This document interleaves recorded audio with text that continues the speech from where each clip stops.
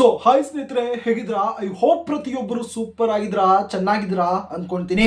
ಇಲ್ಲಿ ಯಾವುದೇ ರೀತಿಯಂತಹ ಒಂದು ಎಕ್ಸಾಮಿನೇಷನ್ಸ್ ಇಲ್ದಿರಾ ಒಂದು ಡೈರೆಕ್ಟ್ ಆಗಿರುವಂತಹ ಒಂದು ಸೆಲೆಕ್ಷನ್ ಮೇಲೆ ಯಾರೆಲ್ಲ ಒಂದು ಇಂಡಿಯಾ ಪೋಸ್ಟ್ ಆಫೀಸ್ ನ ಒಂದು ಅಫಿಷಿಯಲ್ ಆಗಿರುವಂತಹ ಒಂದು ನೋಟಿಫಿಕೇಶನ್ ಗೋಸ್ಕರ ಒಂದು ವೈಟ್ ಅನ್ನ ಮಾಡ್ತಿದ್ರೆ ಪ್ರತಿಯೊಬ್ಬರಿಗೂ ಒಂದು ಗುಡ್ ನ್ಯೂಸ್ ಅಂತಾನೆ ಹೇಳ್ತೀನಿ, ಒಂದು ಶುಭ ಸುದ್ದಿ ಅಂತಾನೆ ಹೇಳ್ತೀನಿ. ಏನಕ್ಕಂದ್ರೆ ಇನ್ನೇನು ಕೇವಲ ಒಂದು 3-4 ದಿನದಲ್ಲಿ ನಿಮ್ಮ ಒಂದು ಅಫಿಷಿಯಲ್ ಆಗಿರುವಂತಹ ಒಂದು ನೋಟಿಫಿಕೇಶನ್ ರಿಲೀಸ್ ಅನ್ನ ಮಾಡಿಬಿಡ್ತಾರೆ. ಸ್ನೇಹಿತರೆ, ಗೊತ್ತಿರಲಿ, ಈ ಒಂದು ಚಾನಲ್ ಅಲ್ಲಿ ಯಾವುದೇ ರೀತಿಯಂತಹ ಒಂದು ಫೇಕ್ ಆಗಿರುವಂತಹ ಒಂದು ಇನ್ಫಾರ್ಮೇಶನ್ ಅಂತೂ ಒಂದು ಶೇರ್ ಅನ್ನ ಮಾಡೋದೇ ಇಲ್ಲ. ಒಂದು ಪ್ರಾಕ್ಟಿಕಲ್ ಆಗಿರುವಂತಹ ಒಂದು ವೇನಲ್ಲಿ 3-4 ದಿನದಲ್ಲಿ ನಿಮ್ಮ ಒಂದು ನೋಟಿಫಿಕೇಶನ್ ರಿಲೀಸ್ ಅನ್ನ ಮಾಡ್ತಾರೆ ಅಂತ ನಾನು ತೋರಿಸ್ಕೊಡ್ತೀನಿ. ಹಾಗೆ ಅಪ್ಲಿಕೇಶನ್ ಹಾಕೋದಕ್ಕೆ ಇದರ ಒಂದು ಸ್ಟಾರ್ಟಿಂಗ್ ಡೇಟ್, ಲಾಸ್ಟ್ ಡೇಟ್, ಇದರ ಬಗ್ಗೆ ಕೂಡ ಒಂದು ಇಂಪಾರ್ಟೆಂಟ್ ಆಗಿರುವಂತಹ ಒಂದು ಡೇಟ್ಸ್ ಗಳ ಬಗ್ಗೆ ಕೂಡ ನಾನು ಇಲ್ಲಿ ಒಂದು ಡಿಸ್ಕಸ್ ಅನ್ನ ಮಾಡ್ತೀನಿ. ಬಹಳ ಒಂದು ಮುಖ್ಯವಾಗಿ ಈ ಬಾರಿಗೆ ಈ ಒಂದು ಸೆಕೆಂಡ್ ನೋಟಿಫಿಕೇಶನ್ ಗೆ ಒಂದು ಅಪ್ಲಿಕೇಶನ್ ಹಾಕುವುದಕ್ಕೆ ಯಾವೆಲ್ಲ ಒಂದು ಇಂಪಾರ್ಟೆಂಟ್ ಆಗಿರುವಂತಹ ಒಂದು ಡಾಕ್ಯುಮೆಂಟ್ಸ್ ಅನ್ನ ಬೇಕಾಗುತ್ತೆ ಎಂಬುದರ ಬಗ್ಗೆ ಕಂಪ್ಲೀಟ್ ಆಗಿ ಒಂದು ತಿಳಿಸ್ಕೊಡ್ತೀನಿ.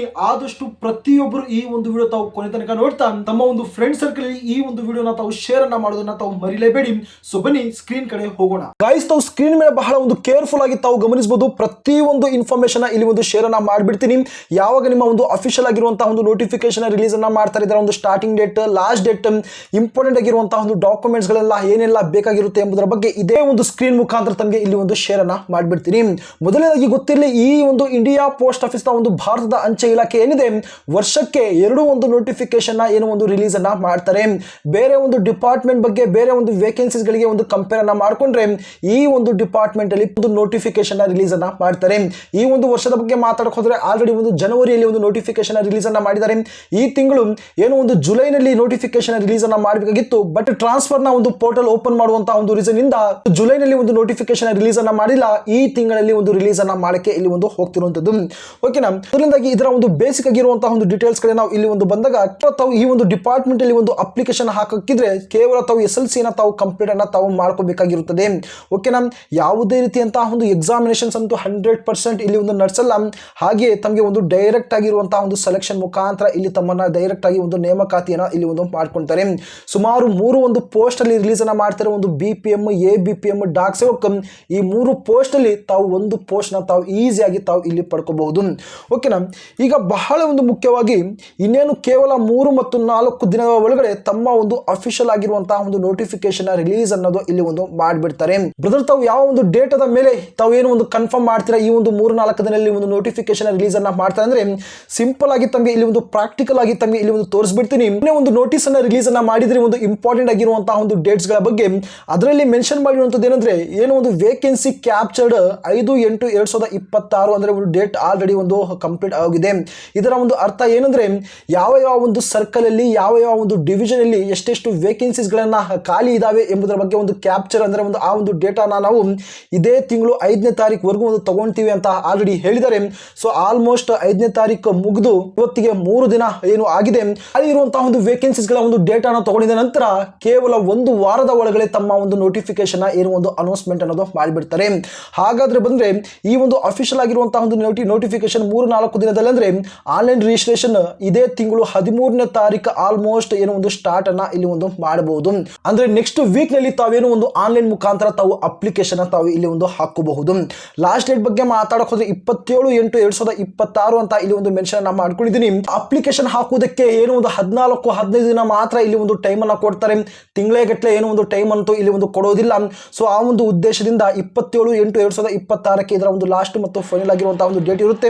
ಮತ್ತು ಎಡಿಟ್ ಮತ್ತು ಕರೆಕ್ಷನ್ ಬಗ್ಗೆ ಮಾತಾಡಕ್ ಹೋದ್ರೆ ಕೇವಲ ತಮಗೆ ಒಂದು 2 ದಿನ ಮಾತ್ರ ಇಲ್ಲಿ ಒಂದು ಟೈಮ್ ಅನ್ನ ಕೊಡ್ತಾರೆ. ನೋಡಿ, 27ನೇ ತಾರೀಕು ಒಂದು ಲಾಸ್ಟ್ ಆದ್ರೆ 28-29 ಈ 2 ದಿನ ತಾವು ಏನಾದರೂ ಒಂದು ಮಿಸ್ಟೇಕ್ಸ್ ಅನ್ನ ಮಾಡಿದ್ರೆ ತಮ್ಮ ಒಂದು ಅಪ್ಲಿಕೇಶನ್ ಅಲ್ಲಿ ತಾವು ಅದನ್ನ ತಾವು ಎಡಿಟ್ ಮತ್ತು ಕರೆಕ್ಷನ್ಸ್ ಅನ್ನ ತಾವು ಇಲ್ಲಿ ಒಂದು ಮಾಡ್ಕೋಬಹುದು. ಇಲ್ಲಿ ಸರ್ಕಲ್ ವೈಸ್ ಇಂತಿಷ್ಟು ಒಂದು ವೇಕೆನ್ಸೀಸ್ ಗಳಂತ ಒಂದು ಕೊಡ್ತಾರೆ. ಫಾರ್ ಎಕ್ಸಾಂಪಲ್ ಆಗಿ ನಮ್ಮ ಒಂದು ಕರ್ನಾಟಕದ ಬಗ್ಗೆ ಮಾತಾಡಕ್ ಹೋದ್ರೆ ಒಂದು 500 ಆಗಿರ್ಬೋದು, 1000 ಆಗಿರ್ಬೋದು, ಈ ರೀತಿಯಾಗಿರುವಂತಹ ಒಂದು ವೇಕೆನ್ಸೀಸ್ ಗಳನ್ನ ರಿಲೀಸ್ ಅನ್ನ ಮಾಡ್ತಾರೆ. ಒಂದು ಸರ್ಕಲ್ ವೈಸ್ ರಿಲೀಸ್ ಮಾಡ್ತಾರೆ ಮತ್ತು ಡಿಸ್ಟ್ರಿಕ್ಟ್ ವೈಸ್, ಡಿವಿಷನ್ ವೈಸ್ ಕೂಡ ತಾವು ಇಲ್ಲಿ ಒಂದು ವೇಕೆನ್ಸೀಸ್ ಗಳನ್ನ ತಾವು ನೋಡಬಹುದು. ಓಕೆನಾ? ತಮ್ಮ ಹತ್ತಿರುವಂತಹ ಒಂದು ಡಿವಿಷನ್ ಆಗಿರ್ಬೋದು, ತಮ್ಮದೇ ಆದಂತಹ ಒಂದು ಡಿಸ್ಟ್ರಿಕ್ಟ್ ನಲ್ಲಿ ಅಥವಾ ಒಂದು ಡಿವಿಷನ್ ಅಲ್ಲಿ ತಾವು ಅಪ್ಲಿಕೇಶನ್ ಹಾಕೊಂಡು ತಮ್ಮ ಒಂದು ಊರಲ್ಲೇ ಆಗಿರ್ಬೋದು, ತಮ್ಮ ಒಂದು ಅಕ್ಕಪಕ್ಕದ ಎಲ್ಲೆಲ್ಲಿ ಒಂದು ಪೋಸ್ಟ್ ಆಫೀಸ್ ಇದೆಯೋ ಅಲ್ಲಿ ತಾವು ಆರಾಮ್ಸೆ ಈ ಒಂದು ಕೆಲಸನ ತಾವು ಇಲ್ಲಿ ಒಂದು ಮಾಡ್ಕೋಬಹುದು. ಓಕೆನಾ? ಈಗ ಬಹಳ ಒಂದು ಮುಖ್ಯವಾಗಿ ಇನ್ನೇನು 3-4 ದಿನದಲ್ಲಿ ಏನೋ ಒಂದು ನೋಟಿಫಿಕೇಶನ್ ರಿಲೀಸ್ ಅನ್ನ ಮಾಡ್ತಾರೆ. ನಾಳೆ ವೀಕ್ ತಾವು ಅಪ್ಲಿಕೇಶನ್ ತಾವು ಹಾಕಬಹುದು. ಬಟ್ ಬಹಳ ಒಂದು ಮುಖ್ಯವಾಗಿ ಈ ಬಾರಿ ಅಪ್ಲಿಕೇಶನ್ ಹಾಕುವುದಕ್ಕೆ ಯಾವ ಒಂದು ಡಾಕ್ಯುಮೆಂಟ್ಸ್ ಗಳು ಬೇಕಾಗುತ್ತೆ ಹಾಗೆ ಡಾಕ್ಯುಮೆಂಟ್ ವೆರಿಫಿಕೇಶನ್ಗೆ ಹೋಗೋದಕ್ಕೆ ಯಾವ ಯಾವ ಒಂದು ಡಾಕ್ಯುಮೆಂಟ್ಸ್ ಅನ್ನ ತಾವು ಸಬ್ಮಿಟ್ ಅನ್ನ ಮಾಡಬೇಕು ಎಂಬುದರ ಬಗ್ಗೆ ಇಲ್ಲಿ ಒಂದು ಕ್ಲಾರಿಟಿ ಅನ್ನೋದು ಕೊಟ್ಬಿಡ್ತೀನಿ. ನೋಡಿ ಸ್ನೇಹಿತರೆ, ತಮ್ದೇನಾದ್ರು ಒಂದು ಪರ್ಸೆಂಟೇಜ್ ಚೆನ್ನಾಗಿದ್ದು ತಾವು ಏನೋ ಒಂದು ಸೆಲೆಕ್ಟ್ ಆದ್ರೂ ಕೂಡ ಬಳಿ ಈ ಡಾಕ್ಯುಮೆಂಟ್ಸ್ ಅಲ್ಲಿ ಒಂದು ಡಾಕ್ಯುಮೆಂಟ್ಸ್ ಒಂದು ಮಿಸ್ ಆದ್ರೂ ಕೂಡ ಮುಲಾಜಿಲ್ದಿರ ತಮ್ಮನ್ನ ಇಲ್ಲಿ ಒಂದು ರಿಜೆಕ್ಟ್ ಅನ್ನೋದು ಮಾಡಿಬಿಡ್ತಾರೆ. ಸೊ ಆದಷ್ಟು ಪ್ರತಿಯೊಬ್ಬರು ತಮ್ಮ ಒಂದು ಡಾಕ್ಯುಮೆಂಟ್ಸ್ ಗಳ ಬಗ್ಗೆ ತಾವು ಇಲ್ಲಿ ಒಂದು ಗಮನವನ್ನು ಕೊಡಿ. ಈಗ ಯಾವ ಯಾವ ಒಂದು ಡಾಕ್ಯುಮೆಂಟ್ಸ್ ಗಳ ಬೇಕಾಗುತ್ತದೆ ಎಂಬುದರ ಬಗ್ಗೆ ಮಾತಾಡೋಕೆ ಹೋದ್ರೆ ಮೊದಲನೇದಾಗಿ ತಮ್ಮ ಬಳಿ ಒಂದು 10th ಮಾರ್ಕ್ಸ್ ಕಾರ್ಡ್ ಇರಬೇಕು. ಓಕೆನಾ, ಈ ಒಂದು SLC ಒಂದು ಮಾರ್ಕ್ಸ್ ಕಾರ್ಡ್ ಮುಖಾಂತರ ತಾವು ಅಪ್ಲಿಕೇಶನ್ ಹಾಕ್ತಿದ್ರು. ಆ ಒಂದು ರೀಸನ್ ಇಂದ SLC ಒಂದು ಒರಿಜಿನಲ್ ಮಾರ್ಕ್ಸ್ ಕಾರ್ಡ್ ತಮ್ಮ ಬಳಿ ಇರಬೇಕು. ನಂತರ ಐಡೆಂಟಿಟಿ ಪ್ರೂಫ್ ಅಂದ್ರೆ ತಮ್ಮ ಒಂದು ಆಧಾರ್ ಕಾರ್ಡ್ ಆಗಿರ್ಬೋದು, ಪಾನ್ ಕಾರ್ಡ್ ಆಗಿರ್ಬೋದು, ವೋಟರ್ ID ಆಗಿರ್ಬೋದು, ಡ್ರೈವಿಂಗ್ ಲೈಸೆನ್ಸ್ ಆಗಿರ್ಬೋದು, ಇದರಲ್ಲಿ ಒಂದು ಡಾಕ್ಯುಮೆಂಟ್ ಇದ್ರೂ ಕೂಡ ಏನೋ ಒಂದು ಐಡೆಂಟಿಟಿ ಪ್ರೂಫ್ ಅಂತ ಒಂದು ಕನ್ಸಿಡರ್ ಅನ್ನ ಮಾಡ್ಕೊತಾರೆ. ನಂತರ ಕ್ಯಾಸ್ಟ್ ಸರ್ಟಿಫಿಕೇಟ್ ಕೂಡ ಬಹಳ ಒಂದು ಮುಖ್ಯವಾಗಿ ಇಲ್ಲಿ ಇರಬೇಕಾಗಿರುವುದು. ನಾವೇನಾದ್ರೂ ಒಂದು OBC, EWS, SC ST ಈ ಒಂದು ಕ್ಯಾಟಗರಿಗೆ ಸೇರಿದ್ರೆ ತಮ್ಮ ಒಂದು ಕ್ಯಾಸ್ಟ್ ಸರ್ಟಿಫಿಕೇಟ್ ಅನ್ನ ತಾವು ರೆಡಿಯನ್ನ ಮಾಡ್ಕೊಳ್ಳಿ.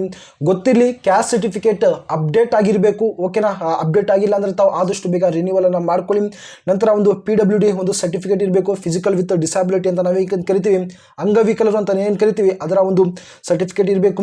ನ ಒಂದು ಸರ್ಟಿಫಿಕೇಟ್ ಇರಬೇಕು. ತಾವೇನಾದ್ರೂ ಎಕನಾಮಿಕಲಿ ವೀಕರ್ ಸೆಕ್ಷನ್ಗೆ ಏನಾದರೂ ತಾವು ಸೇರಿದ್ರೆ ಈ ಒಂದು ಸರ್ಟಿಫಿಕೇಟ್ ಇರಬೇಕು.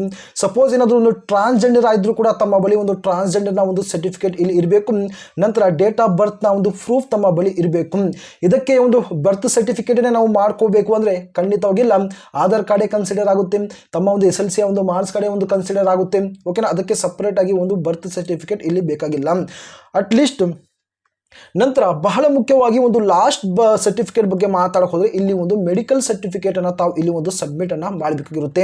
ತಮ್ಮದೇ ಆದಂತಹ ಒಂದು ಊರಲ್ಲಾಗಿರ್ಬೋದು, ಅಕ್ಕಪಕ್ಕದಲ್ಲಿ ಯಾವೆಲ್ಲ ಒಂದು ಗೌರ್ಮೆಂಟ್ ಹಾಸ್ಪಿಟಲ್ ಇರುತ್ತೆ ಅವರ ಬಳಿ ಹೋಗಿ ತಾವು ಏನೋ ಒಂದು ಮೆಡಿಕಲ್ ಸರ್ಟಿಫಿಕೇಟ್ ಅನ್ನ ತಾವು ಆರಾಮ್ಸೆ ಆ ಒಂದು ಡಾಕ್ಟರ್ ಹತ್ರ ತಾವು ಮಾಡಿಕೊಂಡು ತಾವು ಬರಬೇಕಾಗುತ್ತೆ.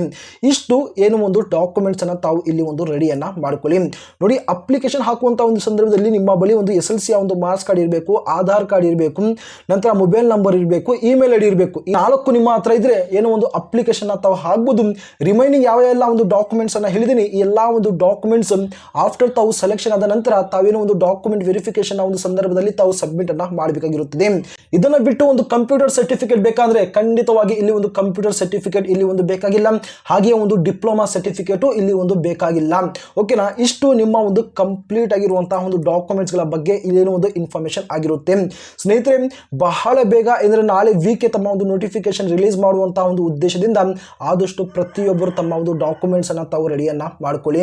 ಓಕೆನಾ, ಯಾವುದೇ ರೀತಿಯಂತಹ ಒಂದು ಎಕ್ಸಾಮಿನೇಷನ್ಸ್ ಕೊಡ್ದಿರಾ ಒಂದು BPM ಆಗಿರ್ಬೋದು, ABPM ಆಗಿರ್ಬೋದು, ಡಾಕ್ ಸೇವಕ್ ಈ 3 ಪೋಸ್ಟ್ ಅಲ್ಲಿ ಒಂದು ಪೋಸ್ಟ್ ಅನ್ನ ತಾವು ಪಡ್ಕೊಂಡು ನಿಮ್ಮ ಒಂದು ಊರಲ್ಲಿ ಆಗಿರ್ಬೋದು, ನಿಮ್ಮ ಒಂದು ಅಕ್ಕಪಕ್ಕದ ಊರಲ್ಲಿ, ನಿಮ್ಮ ಒಂದು ತಾಲೂಕಲ್ಲಿ ಓಕೆನಾ ಆರಾಮ್ಸೆ ತಾವೇನು ಇಲ್ಲಿ ಒಂದು ವರ್ಕ್ ಅನ್ನ ತಾವು ಮಾಡ್ಕೋಬಹುದು. ಇದರ ರಿಲೇಟೆಡ್ ಏನೋ ಒಂದು ಸ್ಯಾಲರಿ ಬಗ್ಗೆ ಆಗಿರ್ಬೋದು, ಇನ್ನು ಯಾವ ರೀತಿ ಕೆಲಸ ಇರುತ್ತೆ, ಯಾವೆಲ್ಲ ತಾವು ಕೆಲಸವನ್ನ ಮಾಡಬೇಕಾಗಿರುತ್ತೆ, ಕಂಪ್ಲೀಟ್ ಆಗಿರುವಂತಹ ಒಂದು ಮಾಹಿತಿಯನ್ನು ತಮಗೆ ಇದೇ ಒಂದು ಚಾನಲ್ ನೋಟಿಫಿಕೇಶನ್ ಬಂದ ನಂತರ ನಾನು ತಿಳಿಸ್ಕೊಡ್ತೀನಿ. ಸೊ ಸಾಧ್ಯವಾದಷ್ಟು ಪ್ರತಿಯೊಬ್ಬರು ಚಾನಲ್ ಸಬ್ಸ್ಕ್ರೈಬ್ ಅನ್ನ ಮಾಡ್ಕೊಂಡು ಇಟ್ಕೊಳ್ಳಿ. ಹಾಗೆ ನಮ್ಮ ಒಂದು ಅಫಿಷಿಯಲ್ ಆಗಿರುವಂತಹ ಒಂದು ಟೆಲಿಗ್ರಾಮ್ ಚಾನಲ್ ಒಂದು ಲಿಂಕ್ ಅನ್ನ ಡಿಸ್ಕ್ರಿಪ್ಷನ್ ಅಲ್ಲಿ ಹಾಕಿರ್ತೀನಿ. ಪ್ರತಿಯೊಬ್ಬರು ಜಾಯ್ನ್ ಆಗಿ ಪ್ರತಿಯೊಂದು ಅಪ್ಡೇಟ್ಸ್ ಅನ್ನ ತಾವು ಪಡ್ಕೊಳ್ಳಿ. ಸೊ ಮುಂದಿನ ಮತ್ತೊಂದು ಅಪ್ಡೇಟ್ ನಲ್ಲಿ ಖಂಡಿತವಾಗಿ ಸಿಗ್ತೀನಿ.